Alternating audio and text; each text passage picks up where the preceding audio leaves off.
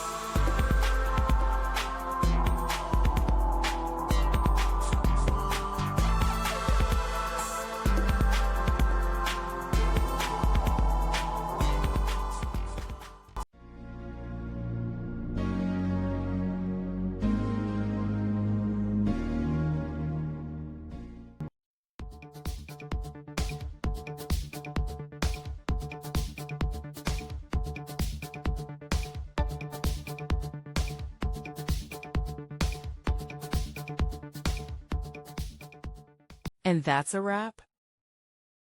I hope you found the answer you were looking for. If you did, take a second to hit that subscribe button. It really helps out.